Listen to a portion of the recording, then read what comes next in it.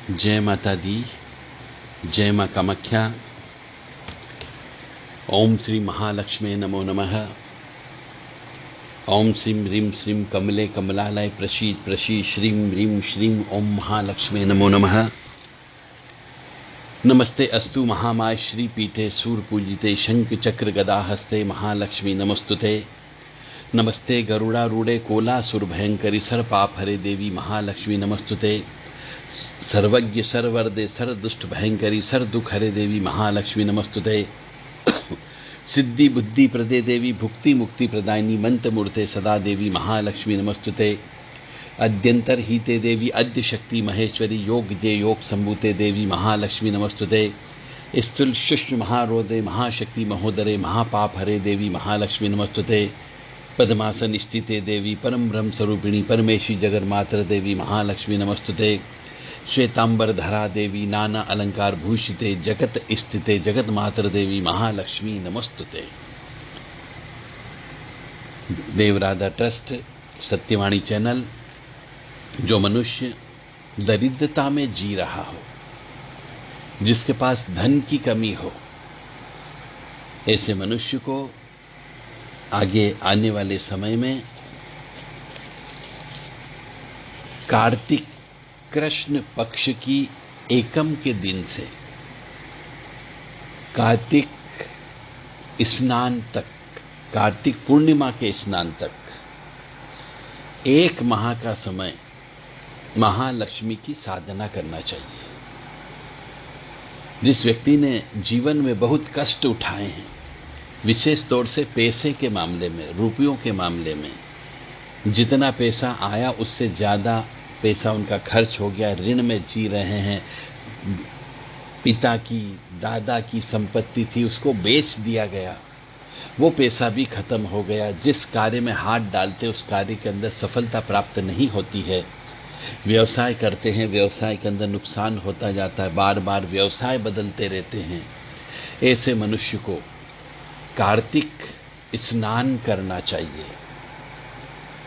हमारे सनातन हिंदू धर्म के अनुसार कार्तिक मास का बहुत बड़ा महत्व बताया गया है। तो कार्तिक मास में मनुष्य को ब्रह्म मुहूर्त में रोजाना उठना पड़ता है।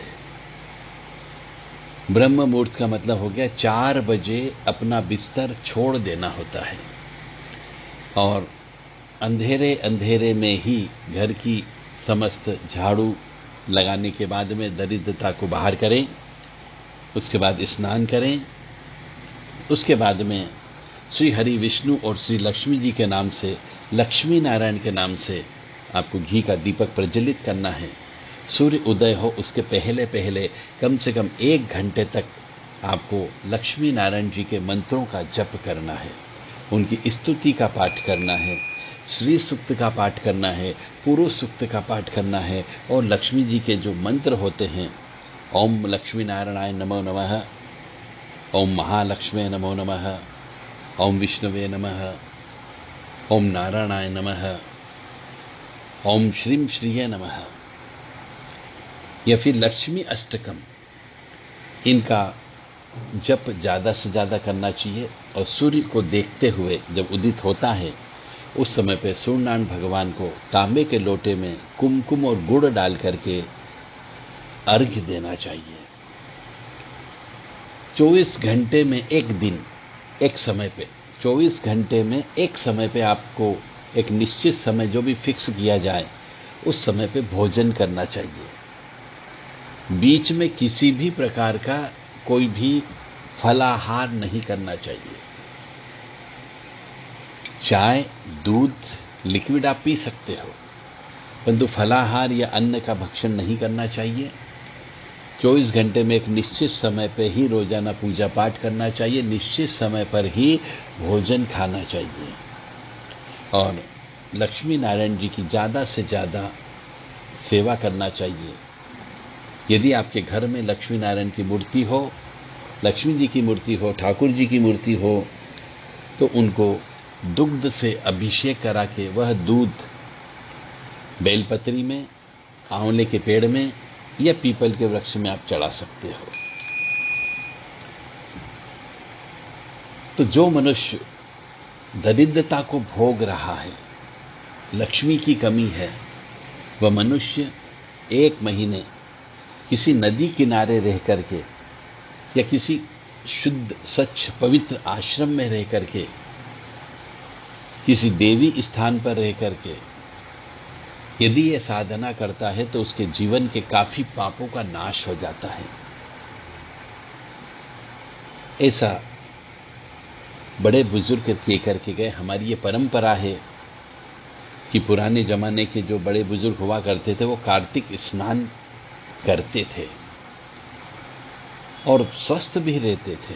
इसके पीछे का रहस्य यही था कि उनके पास पैसे की कमी नहीं हुआ करती थी, व्रत उपवास किया करते थे और दान धर्म अवश्य करते थे। तो कार्तिक मास में जो एक समय का भोजन आपने त्यागा है, वो एक समय का भोजन आपको किसी को खिलाना है। यानी खाना तो 2 समय का भोजन अवश्य बनेगा, परंतु एक समय का भोजन आपको ग्रहण करना है और एक समय का भोजन किसी भी गरीब व्यक्ति को खिला सकते हो, किसी कुत्ते को खिला सकते हो, गाय को खिला सकते हो, भिखारी को खिला सकते हो, विकलांग व्यक्ति को खिला सकते हो, परंतु ये रोज करना है। या फिर किसी मंदिर में रोजाना एक व्यक्ति भोजन कर ले, उतना कच्चा सामान जिसे सीधा कहा जाता है मंदिर में पहुंचाना चाहिए।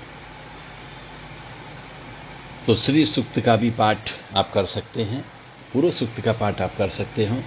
और यदि आपको ये कोई भी मंत्र नहीं आता हो, न कोई स्तुति आती है और न ही आप अपने परिवार में रह करके शुद्धता, स्वच्छता, पवित्रता मेंटेन कर सकते हो, तो हम ऐसे सभी धर्म प्रेमी बंधुओं को निमंत्रण दे रहे हैं कि वह चाहे तो 1 माह तक हमारे आश्रम में आकर के कार्तिक मास में रह सकता है।